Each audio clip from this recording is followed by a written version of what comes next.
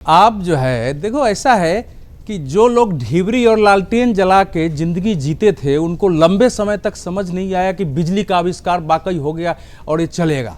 सौर ऊर्जा हो गया, न्यूक्लियर एनर्जी हो गई।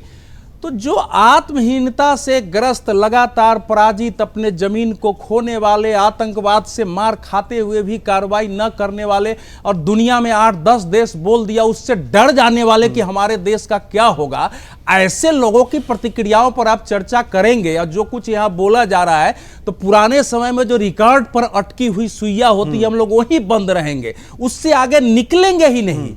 अरे ऑपरेशन सिंदूर के से एक भारत की तो एक अंतर्राष्ट्रीय स्तर पर विदेश नीति, वैश्विक संबंधों ही नहीं, संपूर्ण विश्व के विश्व व्यवस्था, अंतर्राष्ट्रीय व्यवस्था की नव रचना का बीजारोपण हुआ है, जो आने वाले 15-20 सालों में आपको दृष्टिगोचर होगा। ये जो अभी प्रतिनिधि मंडल है, इसलिए थोड़े क्या है कि हमको केवल पाकिस्तान से बात करना है।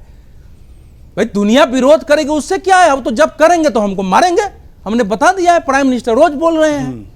आने वाले समय में भारत को अगर विश्व का नेता बन के खड़ा होना है, जो टेररिज्म है, जो फंडामेंटलिज्म है, उसको लड़ाई कर बनना है और दुनिया को दिशा देना है कि इस टाइप से लड़ना पड़ेगा।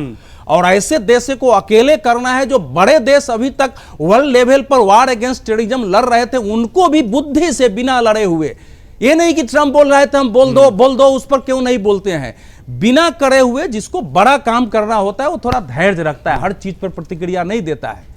तो कांग्रेस पार्टी इस समय या विपक्ष जो है उसको समझ ही नहीं पा रहा है। वो जो कहा गया ना कि जो उसके धृतराष्ट्र के दरबार में जब श्री कृष्ण भगवान ने अपना विराट रूप दिखाया तो भीष्म पितामह थोड़ा सा देखे, विदुर जी देख पाए, बाकी सब चौंधिया गया है।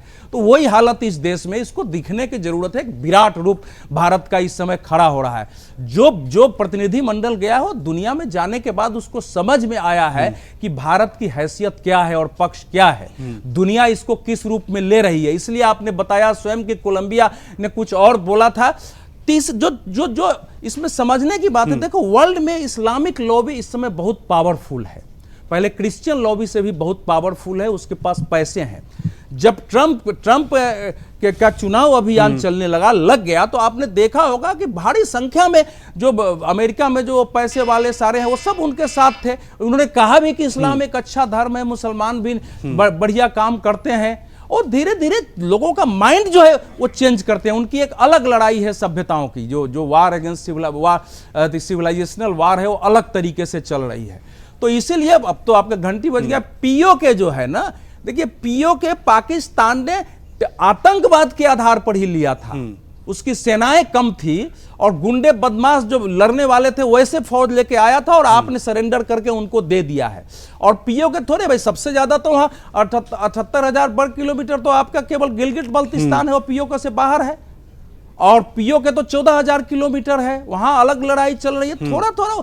इसलिए पीओके का तो भारत का स्टैंड क्लियर है। जब विदेश मंत्री ने लंदन में बोल दिया, उसके बाद से लगातार बोला जा रहा है। 22 फरवरी 1994 का संसद का पारित प्रस्ताव है, तो इसमें किसी को संदेह होना ही नहीं चाहिए। लेकिन कहने का मतलब नहीं है कि अभी हम जाकर के चीन के हाथ में काराकोरम दिए हुए है, सक्षमक्ष वैली दिए हुए है, उसमें चीन का भी इंटरेस्ट है, लॉन्ग टर्म तैयारी करके और फिर वो उस चीजें बदलेगी। पीओके नए तरह से, नए रंग रूप में भारत के साथ आएगा। मैं पहले भी कहा है और अंतिम पंक्ति बोल रहा हूं इसी में, ऑपरेशन सिंदूर नो मोर पाकिस्तान के लिए आरंभ हुआ था। ये नो मोर पाकिस्तान, नो मोर जिहादी टेररिज्म एंड नो मोर इस दुनिया के जो बड़े नेता जो है दुनिया में अपनी चला रहे थे, इन 3 चीजों के लिए है और आने वाले समय में आपको दिखाई देगा। अगर आप ये वीडियो YouTube पर देख रहे हैं तो हमारे चैनल को सब्सक्राइब कर बेल आइकन दबाएं और Facebook पर देख रहे हैं तो हमारे पेज को लाइक करें।